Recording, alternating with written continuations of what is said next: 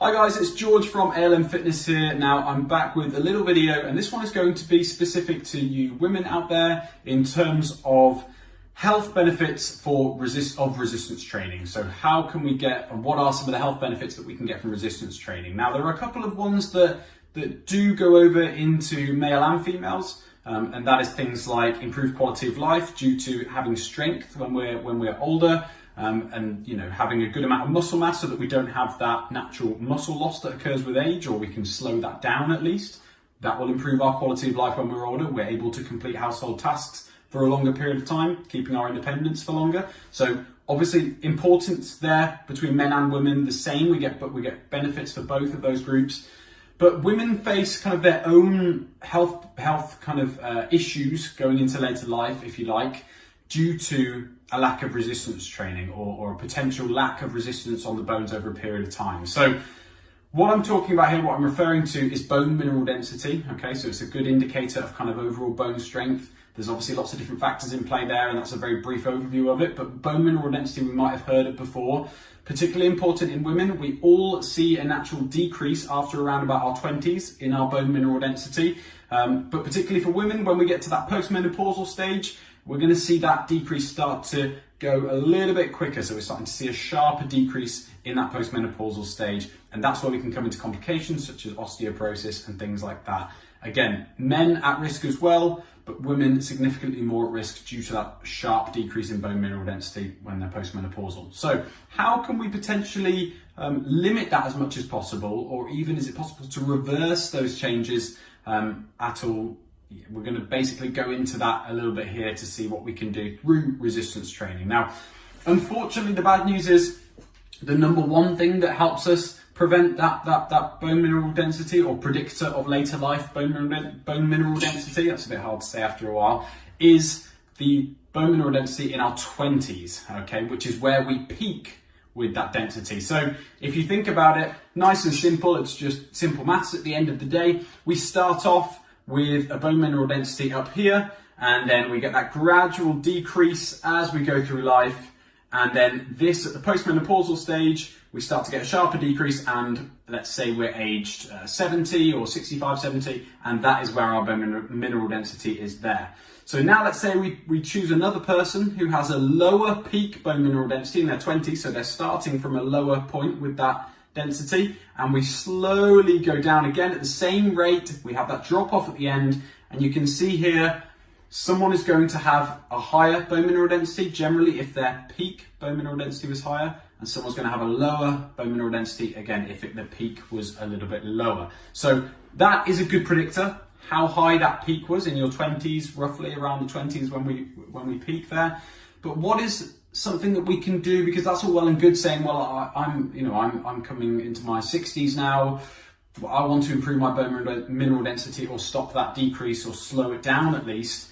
What can I do now? And there absolutely is something that you can do, and that is resistance training. Now, through a properly done resistance training program, you can help slow that down. You could potentially even really slow it down to the point that you stop it. There's not too much evidence to suggest we can reverse it, but you never know. There's always individual changes. Every individual is different. And again, resistance training is kind of like the most important thing we have when it comes to bone mineral density. Now, there are certain dietary things that we can do as well, but we're going to focus on the training side of things here. So when it comes to resistance training, what should we be focusing on in order to stop or slow down that decline?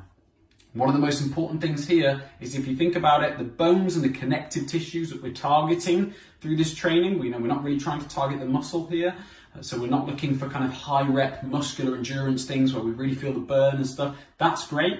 But we want to really activate, get the bones involved, get the connective tissues involved. And that might seem a little bit cringy when I say that, but it's nothing dangerous. It's something that we need to kind of stress the bones in the same way that we'd stress the muscle. Now, not in the sense that we're trying to break our bones or put us in any risk of injury, but there are certain exercises that will stress those bodily systems a little bit more than just the muscles. And those are things like heavier weights training and impact exercises. So all your things like your jumps, if you are the sort of person who avoids jumps, when you're doing exercise and things like that, because maybe you get a bit of knee pain or something, then that might be a target for you to work towards increasing your ability to do those exercises, because we know that impact exercises like our jumps, our leaps, things like that can really help build up those muscles there. So build up the muscles, and also build up the bone mineral density. So that's something specific to bone mineral density that will help us there. Another thing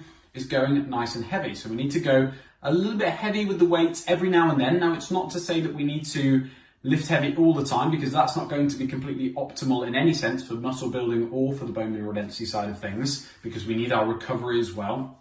But we do need to make sure that the odd time we are going for it with good technique and appropriately building up to the right weight to use. But we are stressing that our body a little bit and going a little bit heavier every now and then. Okay, so if we are just kind of bicep curling the 2 kilograms and we're doing that for years and years and we're just staying the same, we're not really concerned about going too heavy at any point, that's fine. You'll get some good muscle mass increases there. But in terms of influencing the bone mineral density, you're not going to get as much as, in fact, a bicep curl is a bad example because that's a very isolated exercise. It might be quite tricky to go heavy on that one.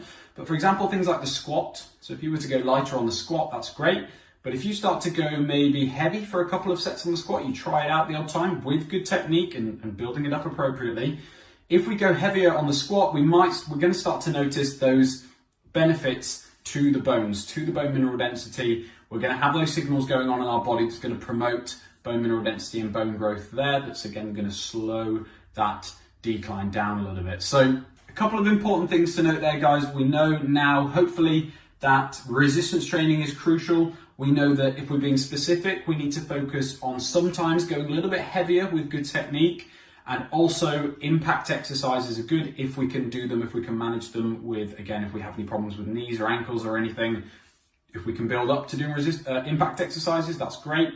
If not, then we can work around it and we can maybe go heavy with certain exercises instead that aren't impact based. So hopefully we've kind of got something from that, guys. Again, it's something that we do need to be aware of, particularly if you are a woman, because it's a problem that lots of women face, dealing with the implications of having a low bone mineral density.